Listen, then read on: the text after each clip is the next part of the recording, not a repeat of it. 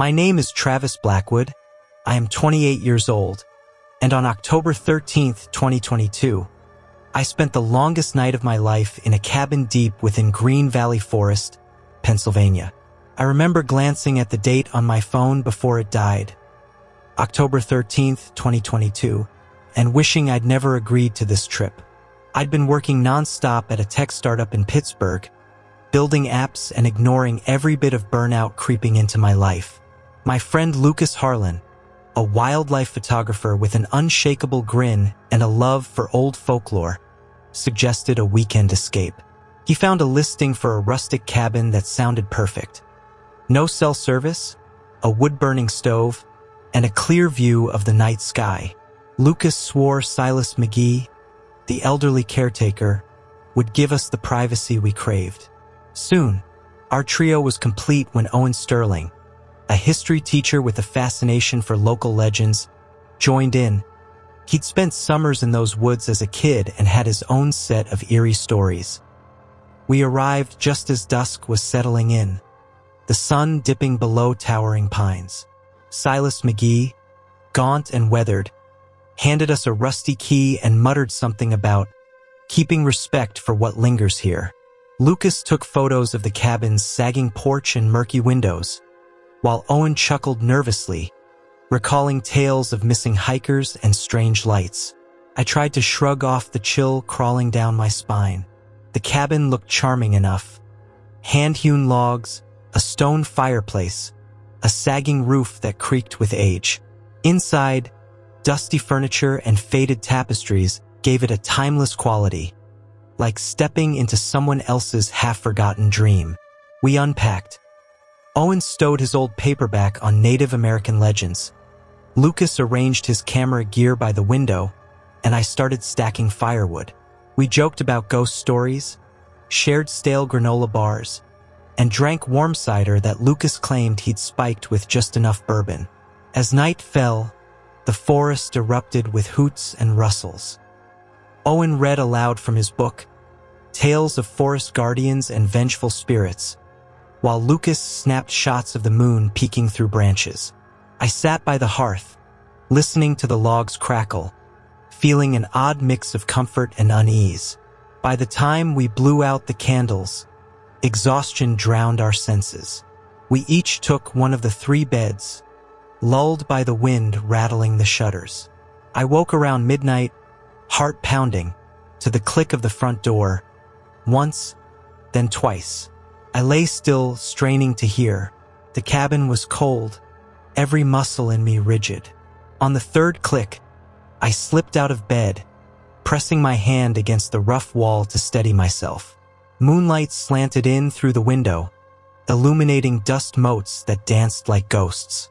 I reached for my flashlight, the beam cutting a slender path through darkness, and crept toward the door. When I turned the knob, it was locked from the inside, and I hadn't locked it. My breath caught. I backed away, every instinct screaming to wake Lucas and Owen. I didn't want to believe in the stories of what people called the Green Valley Watcher, a shadow that followed trespassers and waited until their defenses were down. Instead, I forced myself to rationalize. Perhaps the wind? A branch? My imagination? I slipped back to bed, but sleep refused me. I stared at the ceiling, heart hammering, until exhaustion finally took me.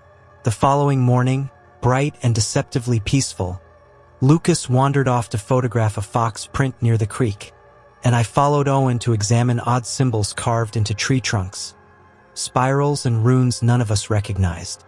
The deeper we went, the more carvings appeared, fresh with sap. Owen's voice trembled as he suggested we turn back. I wanted to agree, but pride held me in place. By the time we returned, Lucas was pacing the porch, pale. I saw him, Lucas whispered, voice low. Silas' cabin from the ridge. There was a dark figure inside, but it wasn't any of us. His camera strap fell from his shoulder. The lens cap lay cracked on the wooden boards. We all exchanged terrified looks. I tried calling out for Silas, but only the wind answered. The sky overhead darkened with gathering clouds, as though the forest itself was drawing breath. That night, the true horror began. It started with a rhythmic tapping on the window, a girl's melody at first, then a gravelly rasp. I sat bolt oprejst. Et rindlen sørting. Lucas and Owen sat frozen, eyes wide. Through the glass, a silhouette flickered, tall, gaunt, its head tilting unnaturally. I flicked on the flashlight. Its beam faltered, dying instantly. Panic clawed at me. I fumbled for my phone. No signal.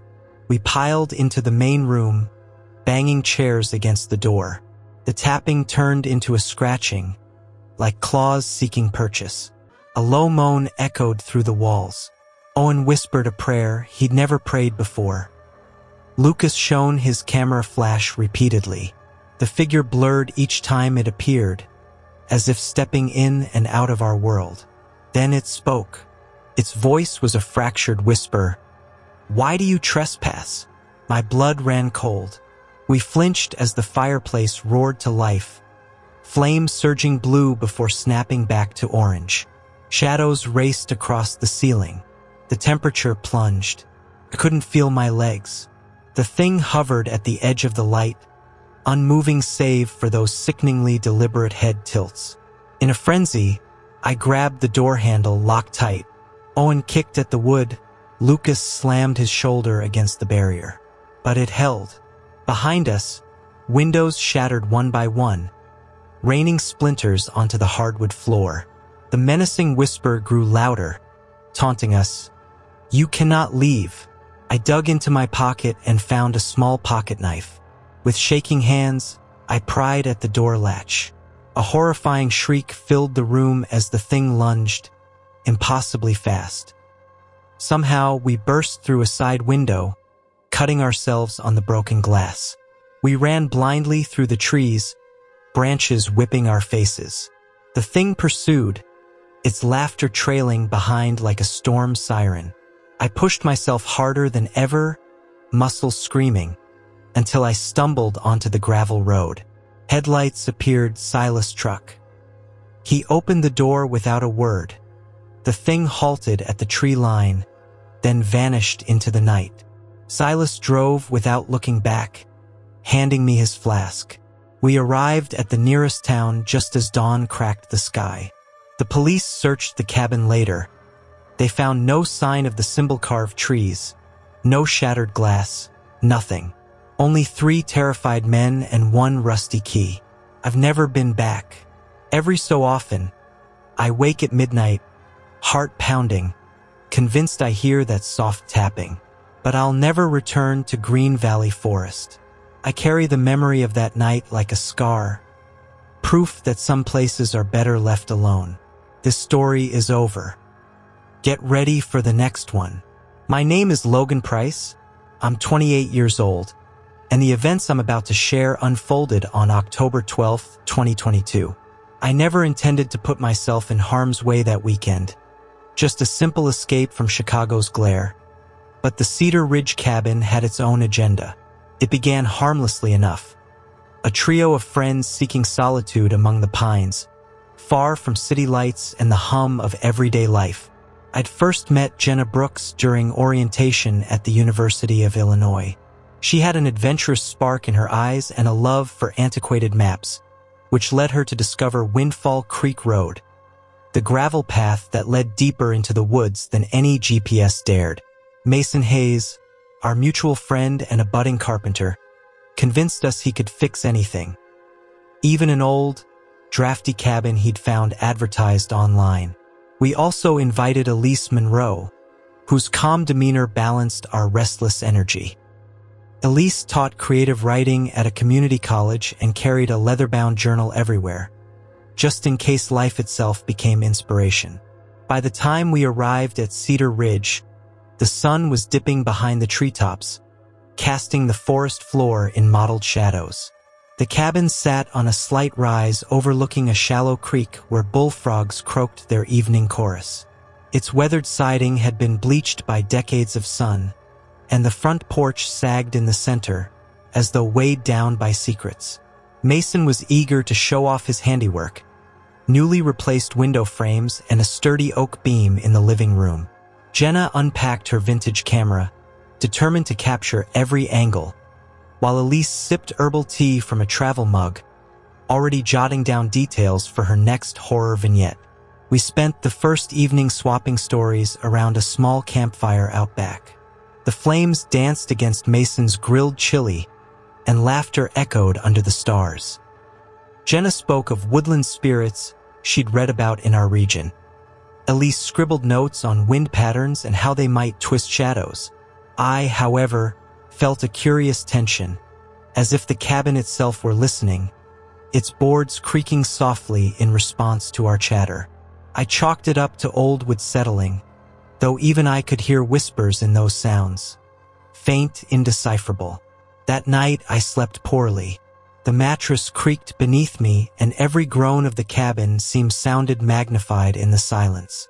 Outside, the wind picked up, rattling the loose window panes Mason hadn't quite sealed. I drifted in and out of consciousness, haunted by dreams of clawed silhouettes pressing against the glass. When morning came, pale light filtering through cedar slats, I chalked the terror to a restless mind and too much spice in Mason's chili. It wasn't until our second night that things turned truly sinister. We'd spent the afternoon hiking a narrow trail beside Windfall Creek, Elise collecting leaf samples, Jenna snapping photos of moss-covered stones. I lagged behind, distant, nursing a twinge of unease I couldn't name. Back at the cabin, we settled in for dinner. Mason grilled trout he'd caught that afternoon, and we ate by lamplight, the creek's murmur like a lullaby just beyond the porch. Around 10, a sudden thump echoed above us, like heavy boots pacing across the attic floor. We froze. Elise set down her fork, Jenna's camera hanging uselessly around her neck.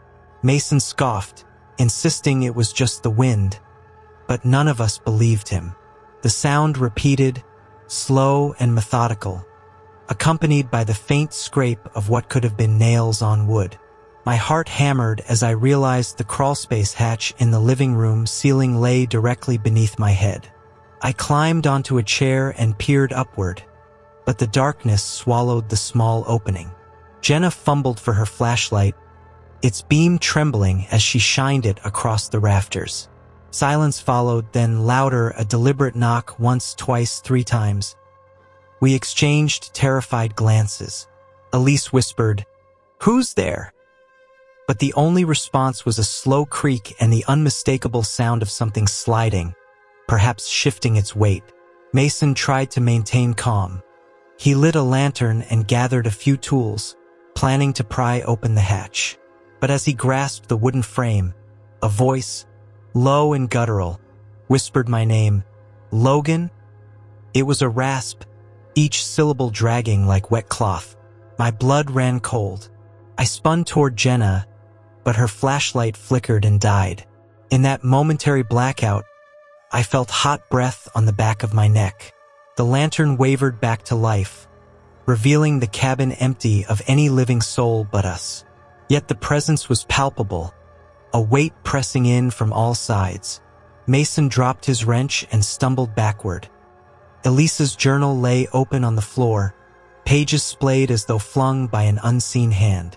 In faded ink, a single line scrawled itself across the page. "You shouldn't have come." I bolted for the door. Jenna joined me, fumbling with the lock as the voice rose in a guttural chant, filling every corner of the room. Mason grabbed Elisa's arm, urging her to run. We spilled out into the night, stumbling down the porch steps as pine needles cracked beneath our feet. Windfall Creek sounded different now, angrier, as though it too mourned our departure.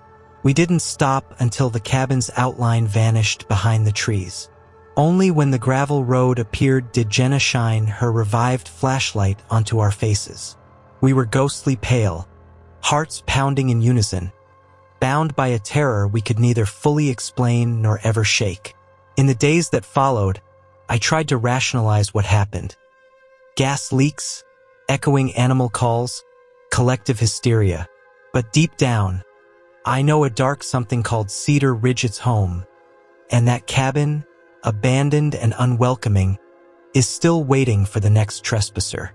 This story is over. Get ready for the next one. My name is Logan Whitfield. I was 32 years old on October 12, 2018, when everything I thought I knew about fear was turned on its head. I had traveled to Pinewood Lake, a remote stretch of water edged by Blackwood Forest in northern Minnesota, seeking quiet. My best friend, Darian Ellis, was coaxing me into a weekend of fishing and storytelling. He'd rented an old log cabin owned by his grandmother, out past the last stretch of paved road, where the map simply ended and the forest took over. Darian had always thrived on isolation, convinced that a small stack of books, good whiskey, and the crack of a fishing rod were all a man needed. I was more skeptical. City life had left me hungry for Wi-Fi and bright lights, but Darian's excitement was infectious. 2 hours drive from the nearest town, Pinewood Lake cabin rested on stilts above the water's edge. It creaked like a ship when the wind blew, and the entire structure smelled of pine and old smoke. Standing on the porch, I spotted the neighbor's place half a mile away, a single lantern flickering in the dusk.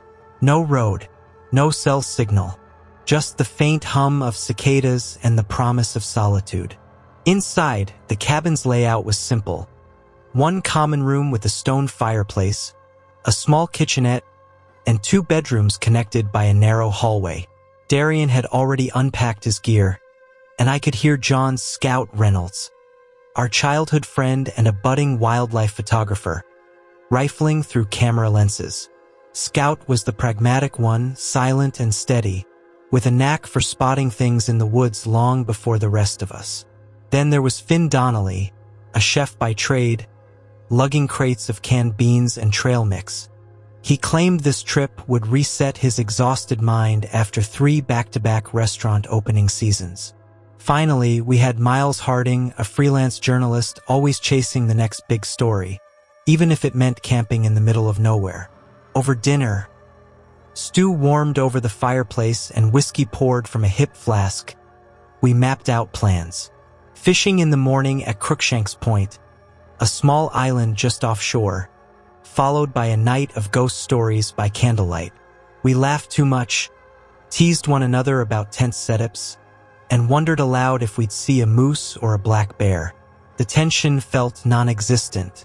That night, Darian and I took turns stoking the fire until nearly midnight. Outside, the wind whispered through the pines, sounding like distant wails. I remember glancing at Scout's photos from earlier that day, rosy sunlit shots of water droplets on maple leaves.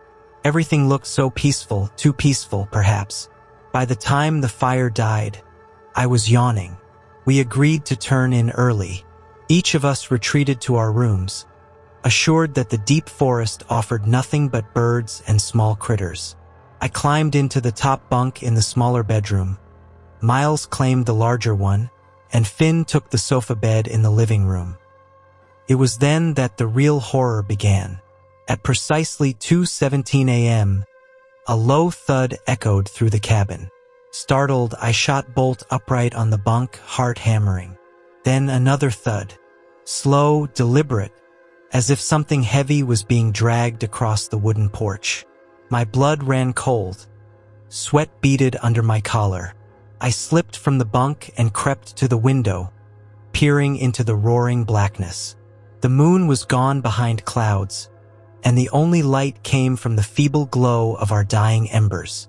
Outside, branches scraped against the walls.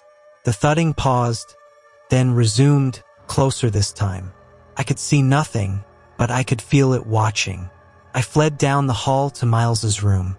He lay asleep, oblivious. I shook him awake.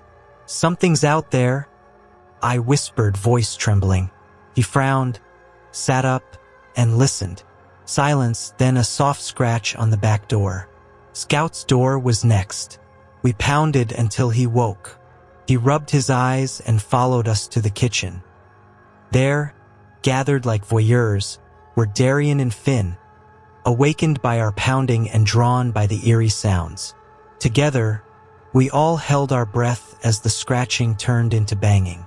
The back door, the only entrance besides the rickety front porch, shivered on its frame. Miles crept forward with a flashlight. Its beam swept across the wood floor, up the door. My breath caught when the beam caught a smear of dark red, like mud, on the lower panels. Finn grabbed a kitchen knife. Scout and Darian found flashlights and a baseball bat. We huddled in the living room, our makeshift fortress. The banging stopped. We listened, every sense aflame. Then, from outside, came the unnatural croak of something half-human, half-creature, followed by a roller of low laughter. My mind raced. This had to be some sick prank by hunter trespassers or a wandering meth head from town. But the laughter was too measured, too knowing. Then came a scratching at the window, the one facing the lake. So violent the glass quivered. In the feeble flashlight's glow, we saw it. A figure crouched outside, gaunt limbs wrapped in matted fur, face too long and skull-like to be human. Its eyes glowed with hungry white light. Darian screamed. Miles slammed the back door shut. Scout raised the bat. Finn lunged forward, knife poised. I felt rooted to the spot, paralyzed by that gaze. A gust rattled the windows. The thing recoiled, then leaped up the exterior wall like a spider, disappearing into the dark treetops with a rattling chorus of branches. The windows shuddered one last time and fell silent. We collapsed, gasping.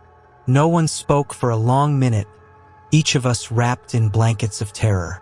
The world outside remained ominously still. Dawn never came fast enough. At first light, we piled into Darian's truck and tore down the gravel drive without a backward glance. The forest receded, the trees disappearing in trailing ribbons of mist. Back in town, we reported nothing. Not about the glowing eyes, the laughter, or the smear of red. Who would believe us? Yet every time I close my eyes, I see those luminescent eyes and hear the creature's mocking croak. It's been years, but I still wake up in a sweat, convinced I hear footprints on my porch. I've tried to explain it away, wildlife, wind playing tricks, cabin fever. But I know what I saw, and I know one thing for certain. Some places should stay empty. Some cabins should never be entered. This story is over. Get ready for the next one.